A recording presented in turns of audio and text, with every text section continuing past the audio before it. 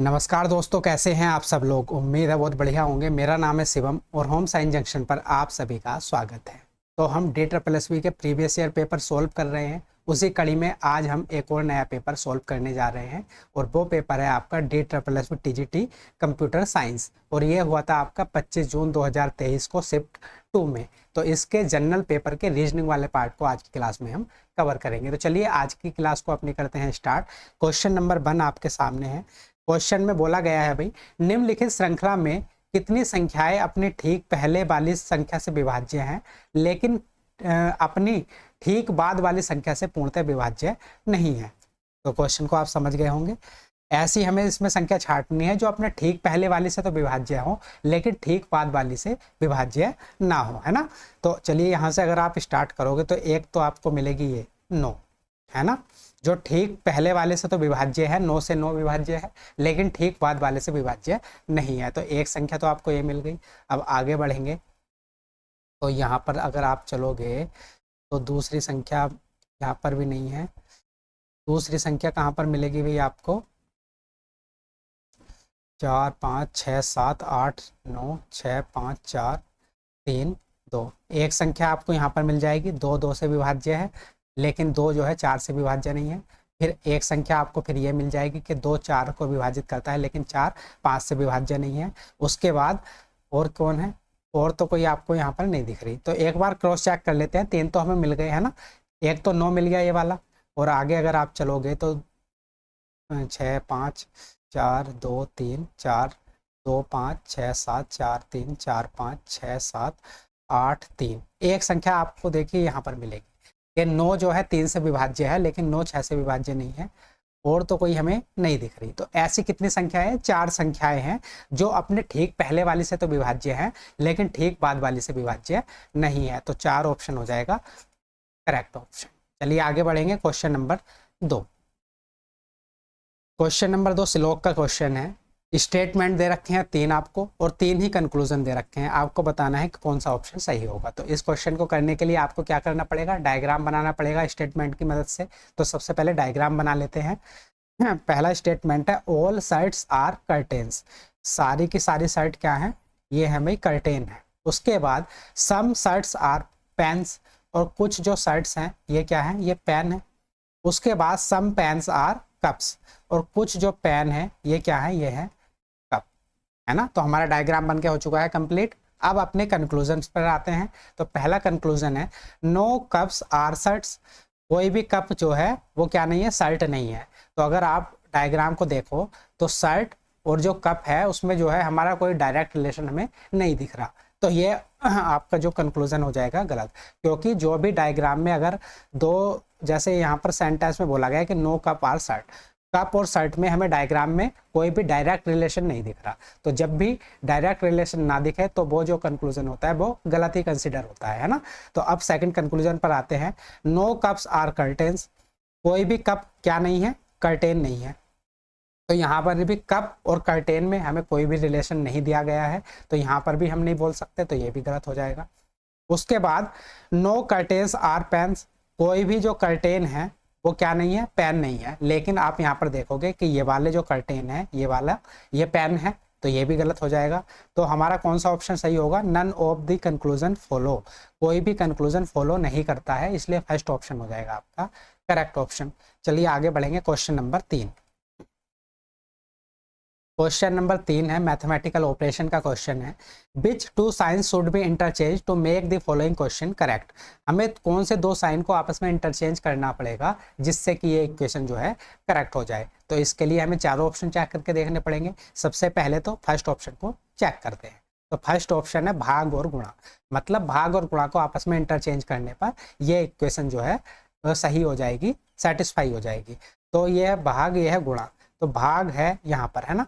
अगर हम भाग को गुणा से इंटरचेंज कर दें, है ना, और गुणा को कर दें भाग से, तो आप यहाँ पर देखो अगर 74 को हम 17 से भाग देंगे तो ये पूरा पूरा डिवाइड नहीं होगा, मतलब फ्रैक्शन बनेगी। और मैंने कई बार बताया है कि जब भी मैथमेटिकल ऑपरेशन के आपसे क्वेश्चन पूछे जाए रीजनिंग में और आपको ऑप्शन में जो है वो पूरा पूरा डिवाइड ना हो, कोई फ्रैक्शन वैल्यू बन रही हो तो उस ऑप्शन को छोड़ के आगे बढ़ जाओ, कहीं ना कहीं ऐसा ऑप्शन मिल जाएगा आपको जो पूरा पूरा डिवाइड हो रहा होगा, क्योंकि ज़्यादातर चांसेस होते हैं कि ऐसा ही ऑप्शन आपका सही हो जो पूरा पूरा डिवाइड कर रहा हो संख्या को, उसमें जो है फ्रैक्शन वैल्यू ना बने। तो अभी फिलहाल इसको छोड़ देते हैं। अभी सेकंड वाले को हम चेक करके देखते हैं, प्लस और माइनस, है ना। सेकंड वाले को चेक करेंगे प्लस और माइनस, मतलब माइनस की जगह रखेंगे प्लस और प्लस की जगह रखेंगे माइनस। तो अब आपके पास इक्वेशन क्या बनेगी, ये बनेगी 56 प्लस 74 गुणा 17 माइनस के 391 भाग 23 बराबर 1297। अब इसको सॉल्व कर लेंगे तो ये हो जाएगा 56 प्लस 74 को 17 से गुणा करोगे कितना चला जाएगा भाई, ये है 74 17, तो 17 चौका 68 बचा है 17 छक्का 102, 17 सत्ते 119, 119 और 6 हो जाएगा 125, तो कितना आ गया 1258, 1258 माइनस 391, 23 से कितनी बार चला जाएगा तो 23 23 बचेगा कितना 7 9 7 16 161, 161 और 23 से कितनी बार चला जाएगा 7 ते 21, 7 दूनी 14 15 16, 7 बार चला जाएगा, है ना, बराबर 1297।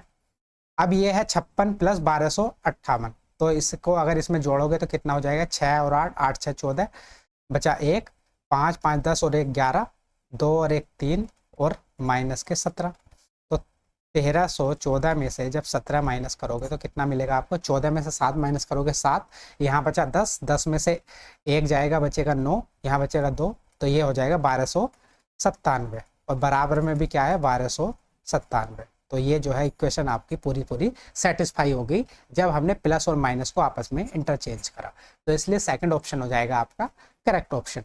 चलिए आगे बढ़ेंगे, question number 4। Select the term from among the given options that can replace the question mark in the following series। तो ये क्वेश्चन मार्क है, आपको बताना है कि क्वेश्चन मार्क में क्या आएगा। सबसे पहले तो आपको क्या करना पड़ेगा, इस सीरीज का पैटर्न पकड़ना पड़ेगा कि ये सीरीज कौन सा पैटर्न फॉलो कर रही है, तभी आप बता पाओगे कि क्वेश्चन मार्क के स्थान पर क्या आएगा। तो सबसे पहले अगर हम फर्स्ट लेटर से ट्राई करें तो यह है P, उसके बाद है Q, Q के बाद है R, R के बाद है S, तो S के बाद क्या आ जाएगा, S के बाद आ जाएगा T। अब सेकंड लेटर पर चलते हैं तो M, M की वैल्यू होती है 13, 13 प्लस 2 15, 15 प्लस 2 17, 17 प्लस 2 19, 19 प्लस 2 कितना हो जाएगा 21, और 21 वैल्यू होती है U की। तो T और U तो कहाँ पर है भाई, T भी है, ये तो होगा नहीं, T U यहाँ पर है, होगा बिल्कुल, T B है, T B है, तो ये भी नहीं होगा, ये भी नहीं होगा। सेकंड ऑप्शन हो जाएगा आपका करेक्ट ऑप्शन, है ना।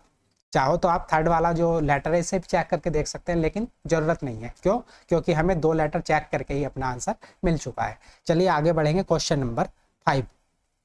चलिए क्वेश्चन नंबर 5 देखते हैं। एक व्यक्ति ने अंग्रेजी वर्णमाला के ए से आई तक के 9 अक्षरों को एक पंक्ति में इस प्रकार रखा है कि 2 स्वरों के बीच ठीक 2 अक्षरों का अंतर है, मतलब वोवेल्स कितने होते हैं, 5 ही होते हैं, ए से लेके ए ई आई ओ यू 5 वोवेल्स होते हैं, 5 स्वर होते हैं। उसके बाद आई और बी को अंतिम छोर पर रखा गया है, तो ये कुछ कंडीशन दी रखी है ना, तो इन जो कंडीशन दे रखी है इनके अकॉर्डिंग अपना जो है अरेंजमेंट करते हैं।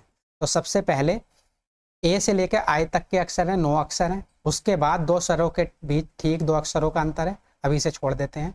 आई और बी को अंतिम छोर पर रखा गया है, आई और बी को जो है अंतिम छोर पर रखा गया है, तो आई और बी ऐसे भी हो सकते हैं, और दूसरी कंडीशन क्या हो सकते हैं, बी और आई ऐसे भी हो सकते हैं। मतलब पहली कंडीशन में आई जो है लेफ्ट में भी हो सकता है और बी राइट में हो सकता है। इसी प्रकार अगर हम दूसरी कंडीशन लें तो बी लेफ्ट में भी हो सकता है और आई राइट में हो सकता है। दोनों कंडीशन पॉसिबल है, क्योंकि ये तो बोला नहीं गया है कि आई लेफ्ट में है राइट में है, बस इतना बोला गया है आई और बी को जो है अंतिम छोर पर रखा गया है। तो हमने दोनों कंडीशन बना ली, एक ये और एक ये। अब आगे देखते हैं, डी और एफ को ए और ई के बीच रखा गया है, ये डी और एफ हैं, इन्हें ए और ई के बीच में रखा गया है। तो सेम बात यहाँ पर भी है, अभी ए यहाँ पर भी हो सकता है और यहाँ पर ई भी हो सकता है, इस प्रकार से डी एफ और ए। तो ये कंडीशन भी पॉसिबल है, ये कंडीशन भी पॉसिबल है। अब आगे देख लेंगे, अभी आगे फिलहाल इसे छोड़ते हैं। सी को बी के दाईं ओर, तो सी को जो है बी के दाईं ओर रखा गया है। अगर हम फर्स्ट वाली कंडीशन लें तो बी के दाईं ओर रखना पड़ेगा सी को, लेकिन ये तो पॉसिबल है नहीं, क्योंकि आई और बी कॉर्नर पर है, बिल्कुल कोने पर रखे गए हैं, तो ये वाला तो हो जाएगा आपका गलत, सिर्फ ये वाली कंडीशन ही फॉलो होगी। तो सी को जो है बी के दाईं ओर और डी के बाईं ओर से दूसरे, तो यहाँ पर हो जाएगा डी और इसके बाईं ओर से दूसरे सी पर, ये हो जाएगा। उसके बाद ई को ए और आई के ठीक बीच में रखा गया है, ई को जो है ए और आई के ठीक बीच में रखा गया है। तो अब हम पीछे दोबारा इसी उस पर आते हैं, इसी पॉइंट पर, डी और एफ को ए और ई के बीच में रखा गया है। तो डी और एफ को ए और ई के बीच में रखा गया है, तो एफ इधर तो हो नहीं सकता क्योंकि ए और ई के बीच में डी और एफ को रखना है। तो यहाँ पर क्या हो जाएगा, यहाँ पर हो जाएगा ए और यहाँ पर हो जाएगा एफ और यहाँ पर हो जाएगा ई, है ना। ये हमने बना लिया। अब यहाँ पर आते हैं अभी, ई को ए और आई के ठीक बीच में रखा गया है, ई को ए और आई के ठीक बीच में रखा गया है। तो कितनी की पोजीशन हमारी सेट हो गई, 1 2 3 4 5 6 7, तो मतलब 2 लोग यहाँ पर और होने चाहिए। तो भाई ई को ए और आई के ठीक बीच में रखा गया है, ई है यहाँ पर, ए है यहाँ पर, तो 2 लोग यहाँ पर हैं और 2 लोग यहाँ पर है, तो बिल्कुल सही बात हो जाएगी कि ई को ए और आई के बिल्कुल ठीक बीचों बीच रखा गया है। तो अब 2 लेटर हमारे कौन से बचे, ए भी हो गया, B C D E F, G और एच बचे, जी और एच 2 लेटर बचे, लेकिन इनके लिए हमें कोई भी कंडीशन नहीं दे रखी है। तो यहाँ पर जो है जी और एच में से कोई ना कोई आ जाएगा, या तो जी आ जाएगा या एच, ऐसे यहाँ पर या तो जी आ जाएगा यहाँ पर एच। अब हम क्वेश्चन देखते हैं, क्वेश्चन में क्या पूछा गया है, पंक्ति के बीच में कौन सा अक्षर रखा गया है। तो हमें जो है जी और एच की जरूरत ही नहीं है, हमसे पूछा गया है कि पंक्ति के बीच में कौन सा अक्षर रखा गया है। तो ये 9 है, 9 लेटर हैं भाई, तो 9 लेटर हैं तो 4 इधर होंगे और 4 ही इधर होंगे, तो बीचों बीच क्या हो जाएगा, एफ। तो पंक्ति के बीच में कौन सा अक्षर रखा जाएगा, एफ रखा जाएगा, इसलिए फर्स्ट ऑप्शन हो जाएगा आपका करेक्ट ऑप्शन। चलिए आगे देखते हैं क्वेश्चन नंबर 6। क्वेश्चन नंबर 6 है भाई, select the figure from among the given option that can replace the question mark in the following series. तो ये सीरीज दे रखी है, आपको बताना है ये क्वेश्चन मार्क के स्थान पर क्या आएगा। तो यहाँ पर आपको क्या करना पड़ेगा, सबसे पहले सीरीज का पैटर्न पकड़ना होगा।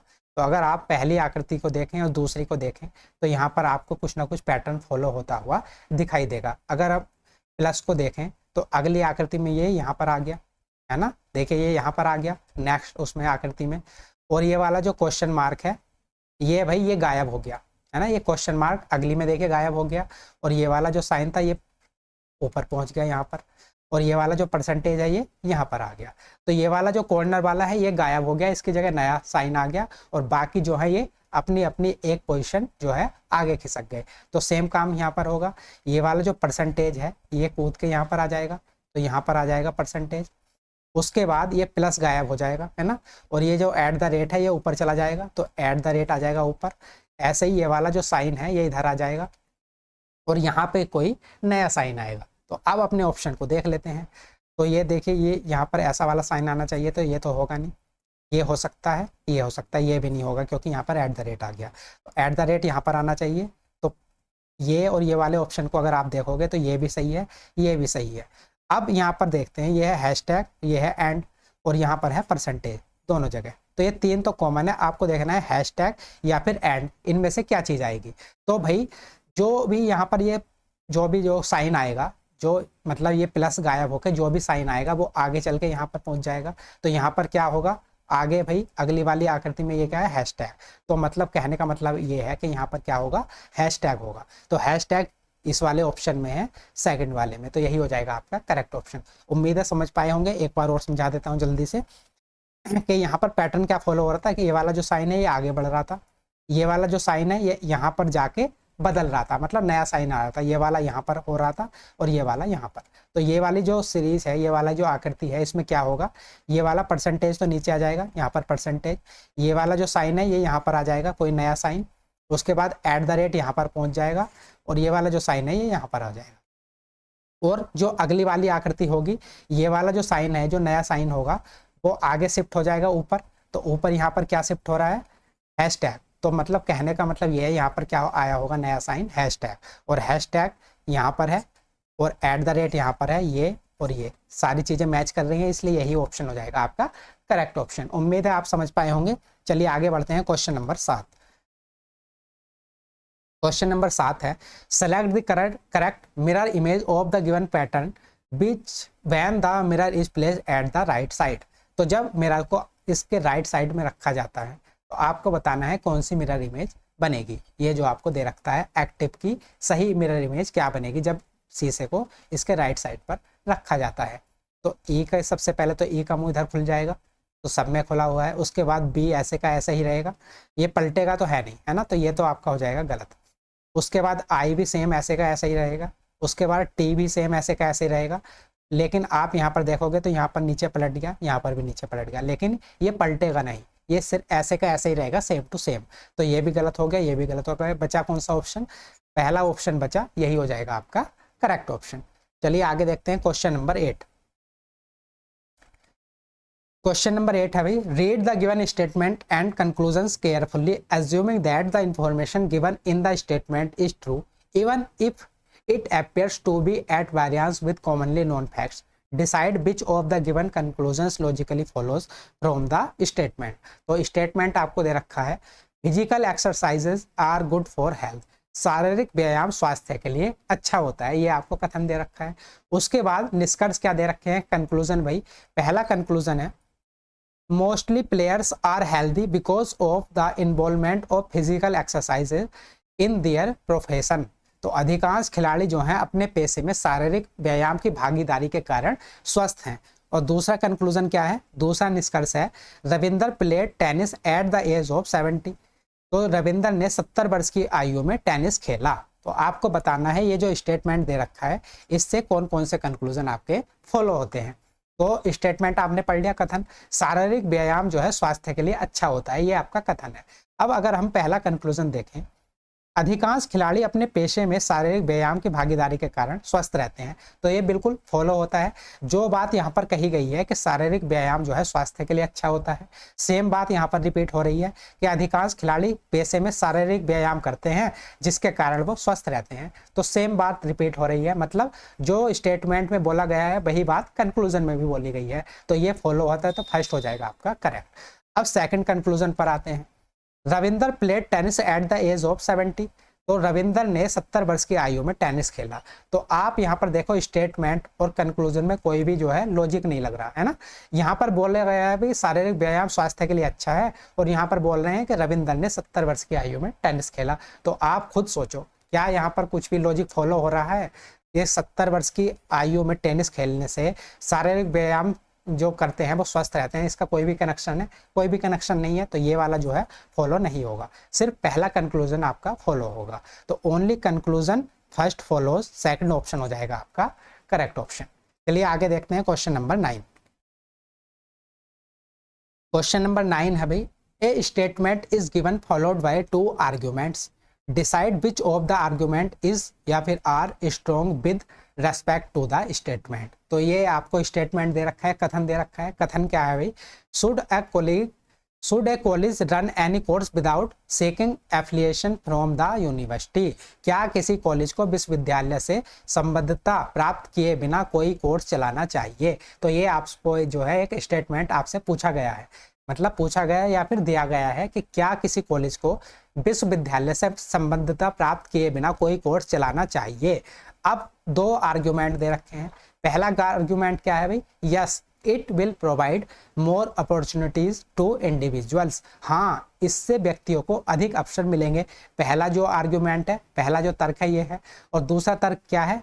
No it will deteriorate the quality as college में not have all the equipment and resources to run any course. नहीं, इससे गुणवत्ता खराब होगी क्योंकि कॉलेज के पास कोई भी कोर्स चलाने के लिए सभी उपकरण और संसाधन नहीं हो सकते हैं।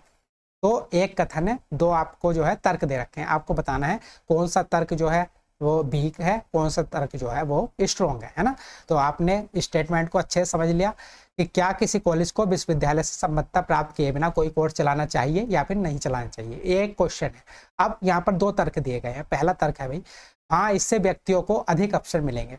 तो इससे तो भाई ये जो आपको तर्क दिया गया है ये तो कोई भी लॉजिकली तर्क आपका है नहीं कि हाँ इससे व्यक्तियों को अधिक अवसर मिलेंगे। ये क्या बात हुई कि कोई भी जो कॉलेज है बिना विश्वविद्यालय से संबद्धता प्राप्त किए कोर्स चला रहे हैं, तो इससे ये वाली बात कहाँ से आगे के इससे व्यक्तियों को अधिक अवसर मिलेंगे? अधिक अवसर तो उसमें भी मिल सकते हैं जो संबद्धता प्राप्त कॉलेज चल रहे हैं, है ना। तो ये तो कोई लॉजिक वाली बात है नहीं, ये तो हवा हवाई बात है। तो इसलिए ये हो जाएगा आपका गलत या फिर बी का आर्ग्यूमेंट। अब सेकंड आर्ग्यूमेंट पर आते हैं।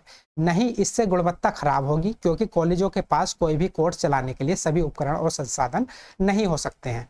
तो ये जो सेकंड वाला है ये सेकंड वाला आर्ग्यूमेंट है, ये आपका स्ट्रॉन्ग आर्ग्यूमेंट हो जाएगा। क्यों हो जाएगा भाई? यहाँ पर स्टेटमेंट में बोला गया कि कॉलेज विश्वविद्यालय से संबद्धता प्राप्त किए बिना कोई कोर्स चलाना चाहिए। तो भाई जो विश्वविद्यालय होता है किसी भी कॉलेज को मान्यता कब देता है? जब वो मानक पूरे कर रहा होता है। कॉलेज जो है, जो सारे मानक होते हैं वो पूरे कर रहा होता है, तभी जो है कॉलेज उसको मान्यता देता है। तो इससे क्या होगा? इससे भाई गुणवत्ता खराब होगी। अगर उसके पास जो है मानक ही पूरे नहीं करेगा तो कॉलेज जो है उसको जो है अलाउ ही नहीं करेगा। तो उससे क्या है? गुणवत्ता खराब होगी, क्योंकि कॉलेज के पास पर्याप्त रिसोर्सेज नहीं होंगे जिससे कि शिक्षा की क्वालिटी अच्छी हो सके। तो कहने का मतलब ये है, जो बात स्टेटमेंट में कही गई है वो इसको कहीं ना कहीं, ये वाला जो आर्गूमेंट है कहीं ना कहीं सपोर्ट कर रहा है ना, उसी तर्क को दोहरा रहा है। इसलिए ये जो आपका आर्गूमेंट है ये हो जाएगा स्ट्रॉन्ग आर्गूमेंट। तो कौन सा हो जाएगा भाई सही option? Only argument second is strong. तो थर्ड ऑप्शन हो जाएगा आपका करेक्ट ऑप्शन। उम्मीद है समझ पाए होंगे। चलिए आगे बढ़ते हैं। Question number 10। क्वेश्चन नंबर 10 है भाई,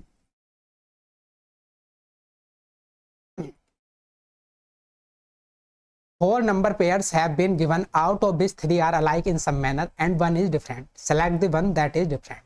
तो हमें चार ऑप्शन में से ऐसा ऑप्शन छांटना है जो तीनों से अलग हो। तो सबसे पहले ये है 59,413, 37,269, 61,427 और ये है 47,329। तो भाई ये हमें 60 से बनाना है 459 से बनाना है 413। तो कितनी बार जाएगा? लगभग ये 6 सत्ते 42, लगभग 7 बार चला जाएगा। तो 7 नम, अगर 59 की 7 से गुणा करोगे तो कितना आएगा? 7 नम 63 का 3 बचा 6, 7 पंजे 35 और 6 41, 413। तो अगर हम 59 की 7 से गुणा कर रहे हैं तो हमें क्या मिल रहा है? 413। ऐसे ही अगर हम 37 की 7 से गुणा करें तो क्या मिलेगा? 7 सत्ते 49 बचा 4, 7 21 और 4 25, 259 मिलेगा। लेकिन ये यहाँ पर क्या है? 269 है। अब थर्ड वाला देखते हैं। तो 61 की 7 से गुणा करोगे तो क्या मिलेगा? 7 ही का ना 7, 7 छंग 42, 427। तो देखिए यहाँ पर 427 है। ऐसे ही फोर्थ वाला देखते हैं। 47 की 7 से गुणा करोगे तो क्या मिलेगा? 7 सत्ते 49 बचा 4, 7 चौक 28, 28 और 4 कितना हो जाएगा? 32, 329। तो यहाँ पर भी है 329। तो सेकंड जो ऑप्शन है इसमें 37 की 7 से गुणा करने पर हमें क्या मिल रहा है? 259, लेकिन दिया क्या गया है? 269। तो ये जो सेकंड वाला है ये बाकी तीनों से अलग है, इसलिए सेकंड ऑप्शन ही हो जाएगा आपका करेक्ट ऑप्शन। तो ये 10 क्वेश्चन हमने कर लिए हैं।